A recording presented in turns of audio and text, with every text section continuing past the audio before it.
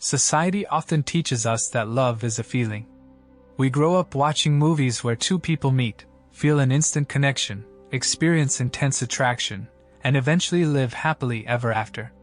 Social media reinforces the same idea by showing perfect couples, romantic vacations, physical affection, and endless declarations of love.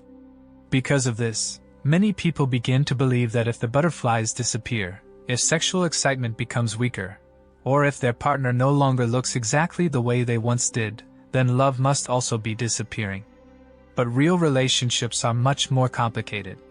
Society often mixes together love, attraction, desire, attention, compatibility, and attachment, even though they are not the same thing. Sex, according to society, is often presented in two completely opposite ways. One side treats sex as something casual, almost meaningless, a physical experience between two consenting adults. The other side treats sex as something deeply connected to commitment, marriage, family, and emotional intimacy. Neither perspective completely explains the experience for everyone. Sex can involve physical pleasure, emotional vulnerability, bonding, reproduction, curiosity, affection, or even an attempt to feel wanted. The important question isn't simply, is sex good or bad? The deeper question is, what does sex mean to the two people involved, and what happens to their relationship when physical intimacy becomes disconnected from trust, responsibility, and genuine care? Attraction is different again. Attraction is the pull you feel toward another person. It can be physical, emotional, intellectual, romantic, or sexual. You can be attracted to someone's appearance without loving them. You can love someone deeply while going through a period where sexual attraction is weaker. You can also experience powerful attraction towards someone who is completely wrong for your life.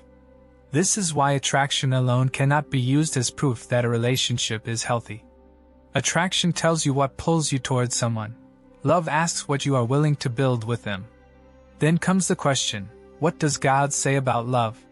From a Christian perspective, love is much bigger than romantic emotion or sexual desire. The teachings associated with Jesus place enormous importance on how we treat another human being, with dignity, faithfulness, compassion, forgiveness, honesty, and self-control. The Bible's understanding of love repeatedly moves beyond simply asking, "What do I feel?" and toward asking, "How am I treating this person?" That becomes especially important in marriage. If love is only a feeling, then the moment the feeling changes, the relationship appears meaningless. But if love also involves commitment, character, sacrifice, truth, and care, then a relationship has something deeper to stand on. The Christian understanding of sex is also more than simply physical pleasure. Scripture connects sexual intimacy with marriage, faithfulness, responsibility, and becoming deeply united with another person. That doesn't mean sexual desire itself is evil. Desire is part of being human. The deeper biblical concern is what we do with desire, how we direct it, and whether another human being becomes a person we love and respect, or simply an object we want to possess. Jesus' teaching in Matthew 5 verses 27 to 28 takes the conversation even deeper by focusing on what happens within the heart, not merely on outward behavior. But there is another perspective that is often forgotten, yourself. What do you actually believe love is? Is love simply the person who makes you feel butterflies? Is sex proof that someone loves you?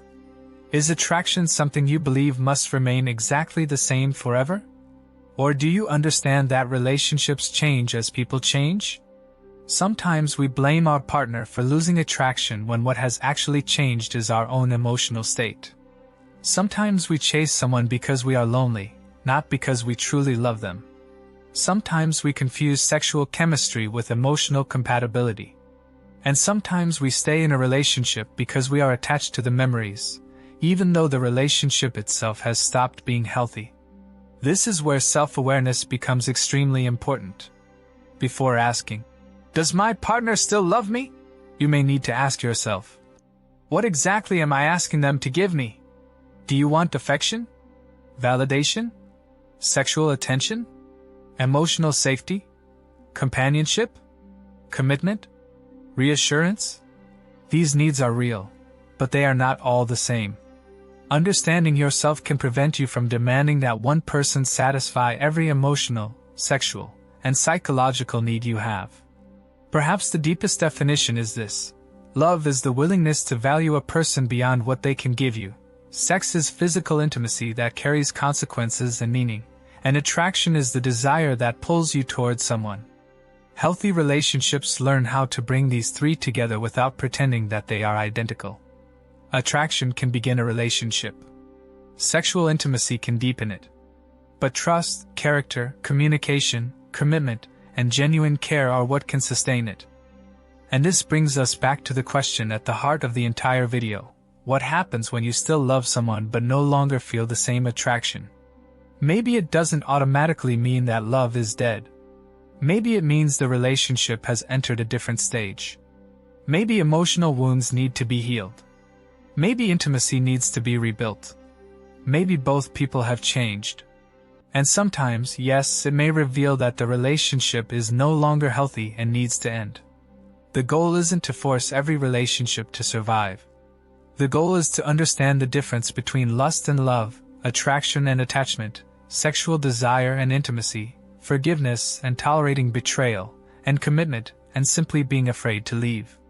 That is where psychology, personal responsibility, and the teachings of Jesus can meet in a meaningful conversation about modern love.